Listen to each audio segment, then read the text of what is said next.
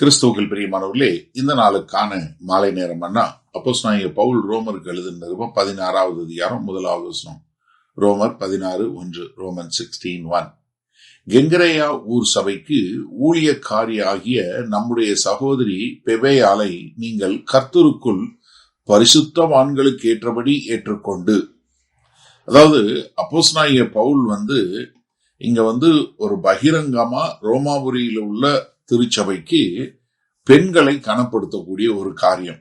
ஏன்னா நிறைய பேர் சொல்லுவாங்க, அவர் மேல் சாவனிஸ்ட், அவர் பெண்களை மதிக்கிறதே கிடையாது. அப்படி இல்லை. நீங்க ரொம்ப அழகா இங்க எப்படி எல்லாருக்கும் மத்தியில பெண்களுடைய ஊழியத்தை எந்த அளவுக்கு கனப்படுத்துகிறார்னு பார்க்க முடியுது. ஏன்னா ஆதி திருச்சபையில பெண்களுடைய பங்கு ரொம்ப முக்கியமா இருந்தது.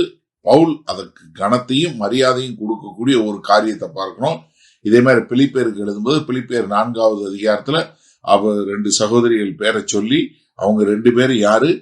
என்னோடு சுவிசேஷத்திற்காக உடன் ஊழியக்காரர்கள் என்று சொல்லக்கூடியதாக. இங்க பெபேயால் பீபி அப்படின்னு நம்ம தமிழ்ல இது இங்கிலீஷ்ல சொல்லுவோம். சகோதரி, நம்முடைய சகோதரி. இப்ப என்னுடைய சகோதரின்னு சொல்லல, அவர் சொல்லும்போது பாருங்களேன், நம்முடைய சகோதரி. அதாவது ஒரு சபை என்பது ஒரு குடும்பம் என்பதை மீண்டும் காட்டக்கூடியதாக. இங்க சொல்லும்போது இந்த நம்முடைய ஊழியத்துல உள்ள மூத்த ஊழியக்காரி இல்ல இந்த மாதிரி அப்படியெல்லாம் இல்ல. இங்க என்ன சொல்றாரு? சகோதரி. அது யாரு? நம்முடைய சகோதரி.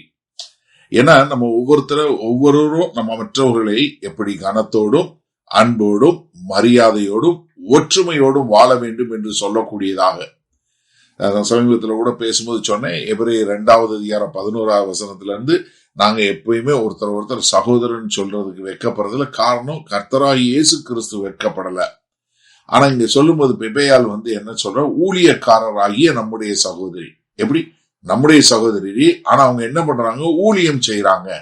அதாவது சுவிசேஷத்திற்காக அவர்கள் மற்றவர்களுக்கு செய்யக்கூடிய ஒரு காரியத்தை, அதாவது இது அவங்கள ஊழியம் வேலை செய்யறாங்கிறது அவங்கள தாழ்த்தவும் இல்ல உயர்த்தவும் இல்ல, மாறாக அவர்கள் செய்யக்கூடிய காரியத்தை அவர்கள் எப்படி தொடர்ந்து கர்த்தராகிய இயேசு கிறிஸ்துவுக்கென்று வேலை செய்யக்கூடியவங்களா இருக்கிறாங்க.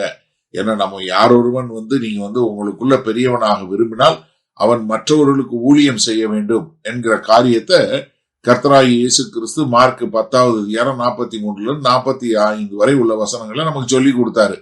ஆனா இங்க பெபேயால் என்று சொல்லக்கூடிய இந்த சகோதரி கெங்கரேயா என்று சொல்லக்கூடிய ஒரு ஊர்ல, அதாவது ஒரு சின்ன ஒரு உள்ளூர் சபையில வேலை செய்யக்கூடியவங்க. அப்ப அவங்களுக்குன்னு ஒரு இடம் இருந்துச்சு, அவங்களுக்குன்னு ஒரு மக்கள் இருந்தாங்க, அவங்களுக்குன்னு ஒரு நோக்கம் இருந்தது. அப்ப என்னன்னா நம்ம நல்லா அழகா தெரிஞ்சு கொள்ள வேண்டியது, நீங்க உங்களுடைய சமுதாயத்துல நீங்க வேலை பார்க்கணும் அப்படிங்கறத மிக தெளிவாக காட்டக்கூடிய ஒரு காரியத்தை பார்க்கிறோம். சரி, இதனால இந்த வசனத்தை நம்ம எப்படி எடுத்துக்கொள்வது? அதாவது நீங்க யாராக இருந்தாலும் சரி, அவங்க ஆணாக இருந்தாலும் சரி பெண்ணாக இருந்தாலும் சரி, யாரெல்லாம் உண்மையாக கர்த்தராகிய இயேசு கிறிஸ்துவுக்கென்று அவங்களுடைய சபையில ஊழியம் செய்யறாங்களோ அவர்களை நாம் கனப்படுத்த வேண்டும். ஏன்னா இங்க அப்போஸ்தலனாகிய பவுல் ஒரு சகோதரியை குறிச்சு எழுதும் போது அவங்களுக்கு எவ்வளவு பெரிய ஒரு கனத்தை கொடுத்து எழுதுறார் நீங்க பாருங்க. அதாவது இன்றைக்கு மாதிரி இல்லைங்க, 2000 வருஷத்துக்கு முன்பாக அவர் சொல்லக்கூடிய காரியம் என்ன தெரியுமா? நம்முடைய சகோதரி. எனக்கு இது ரொம்ப ஒரு பிடிச்ச வார்த்தை. ஏன்னா அவர் உங்களுடைய ஊழியக்காரின்னு எழுதல, இல்ல நான் நியமித்த ஊழியக்காரின்னு எழுதல, இல்ல என்னால அனுப்பப்பட்ட ஊழியக்காரின்னு எழுதல, இல்ல உங்களுடைய பாஸ்டர்மான்னு எழுதல. என்ன எழுதுறாரு? நம்முடைய, அவங்க எனக்கு மாத்திர சகோதரி இல்ல, உங்களுக்கும் சகோதரி. அதனாலதான் நம்ம இன்னைக்கு எங்களுடைய எல்லா சபைகள்லயும் நாங்க சகோதரர் என்கிற ஒரு டைட்டில் அப்படிங்கிற ஒரு காரியத்தை தான் உபயோகப்படுத்துறோமே தவிர நாங்க போதகர் இந்த மாதிரி எதுவுமே கிடையாது. ஏன்னா வேத வசனத்துல அப்படி இல்லை. ஏன்னா வேத வசனம் நமக்கு மிக தெளிவாக காட்டி கொடுப்பது என்ன? சபை என்பது ஒரு ஆவிக்குரிய குடும்பம். அதுல நம்ம எல்லாரும் சகோதர சகோதரிகள். நாம் ஒருவரை ஒருவர் கனப்படுத்த வேண்டும். ஒருவரை ஒருவர் நாம் எப்படி தேவனுக்கென்று வைராக்கியமாக இருக்க வேண்டும் என்று சொல்லக்கூடிய காரியத்தை தான் நமக்கு கர்த்தர் சொல்லி கொடுக்கிறாரு. அதனால நம்ம என்னன்னா, நம்ம ஒருத்தருக்கு ஒருத்தர் நம்ம சகோதர சகோதரிகள் என்று சொல்லும் போது அவர்கள் செய்யக்கூடிய வேலைக்கு ஏற்றார் போல அவங்க உண்மையா ஊழியம் செய்யும் போது நாம் அவர்களை கனப்படுத்த வேண்டும், அவர்களை மரியாதையோடு நடத்த வேண்டும்.